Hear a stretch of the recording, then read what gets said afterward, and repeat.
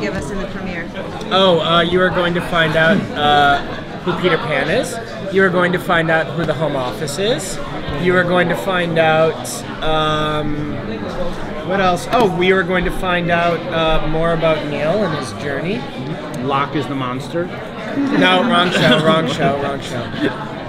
Yeah, so those are some of the big answers, I think. I had asked this previously, but what is the overarching theme of this season? This season's about belief.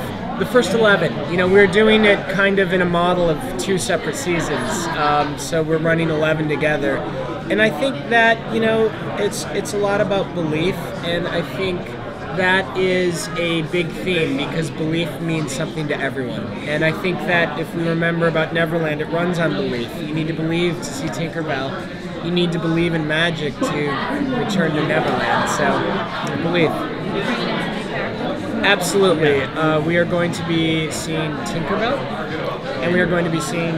Yeah, and as you saw at the panel, Ariel, and, you know, and Peter Pan, who we have yet to meet. But our focus really this year is on the people on the ship, the core characters that we've all grown and loved, and everyone on the panel today. And we're really excited this year to, you know, we have a very clear mission and a clear focus, and, you know, we're really going to do our best to take the time to also get those character moments, those moments of reflection on the show.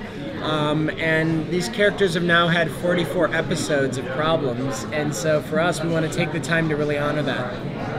You just mentioned Tinkerbell, and you had such a different take on Peter Pan. Can we expect sort of a similar? 100%. Yeah, I mean, we have a take on Tinkerbell we're really excited about, and, you know, as we said on the panel, you know, Tink, she has got a surprising connection to someone in our show, and not just Captain Hook, who we know has been to Neverland.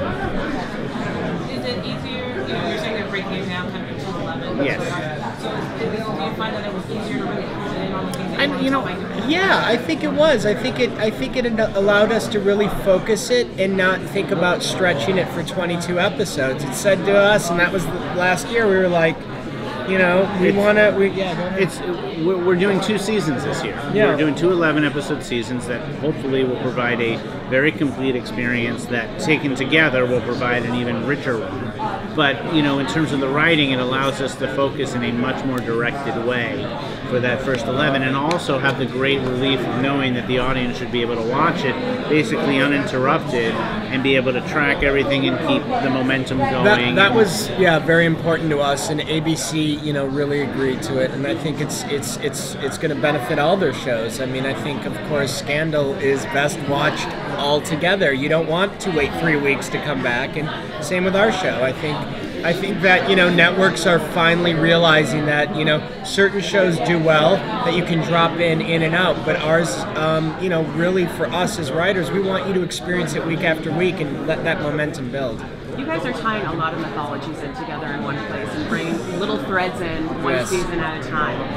Is there any particular thread that you're looking like we're saving this for the end game? Chewbacca? Yeah, Chewbacca for in the Planet of the Apes for the end. You know, there are a couple fairy tale characters that we are withholding.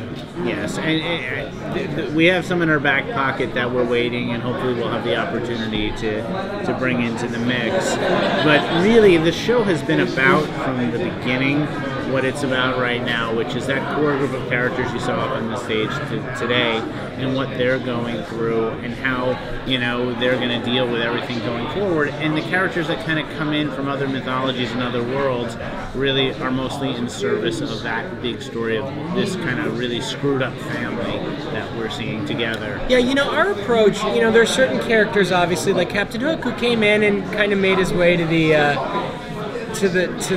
front, but most of the times when we introduce a character, it is to highlight another character's backstory. So you know, and that for us is important because you're trying to tell the story. So, for instance, last year Lancelot really was to tell a story between Snow and Charming. If you saw Robin Hood, people were like, "Oh, we only saw him for a second." It was like, but the story wasn't about Robin Hood. It was a story where Belle got Rumpelstiltskin to do the right thing for the first time as the Dark One. And so for us, it is a balance of who's coming to the front and to help these characters further their stories. Are there certain characters? I'm sorry, go ahead. Please go. So a lot of like the there's like always that guessing game of who's who and stuff. Yes. Bellfire seems to kind of fill that sort of like a lot of like the mythology of Peter Pan, like interacting with Wendy and kind of like has some sort of like touches of some of the experiences that we're all familiar with. And I was wondering, will Henry also kind of be that sort of touchstone to Peter Pan as well, and like experience like adventures in that he's always wanted to do? Well, that is really a great question, because Henry has always wanted to be a hero and not read about it. He has always wanted to travel to the other worlds, if you will, and yet he is a prisoner. So that is the conundrum he will find himself in. Yeah, and it's one of the great things about the Peter Pan story. It is about children being taken to this magical island and what happens to them when they're there. Well, we've got a child and he's there, so you know, it's going to be a interesting ordeal for him. You also have a child who's growing up, Yes. so is that part of the whole arc of belief in this season? Yeah, I mean, I think Henry and his belief is going to figure prominently in the first 11 episodes, absolutely. And if we remember, this all started because Henry believed that his mom was a savior that needed to break the curse, and he believed so much that he ate an apple and went under a sleepy curse so that she would finally realize everything was true. So now he's in a place where belief is, you know, the currency. And he was right. And he was right. Speaking of Henry, I've asked Michael if he thinks Bellfire knows why Peter Pan wants Henry. Does he know why Peter Pan? He has I don't think anyone really knows why, but I think he's got a pretty good guess. He's got a better read on it than most. And are we going to find out pretty early on? Oh, yes. In the premiere, we're going to find out why Henry was taken. Well, we're going to find out the first part of that question, which will inevitably lead you to more questions, which is why you will hopefully keep watching to see them answered. Are we going to visit new worlds? Always.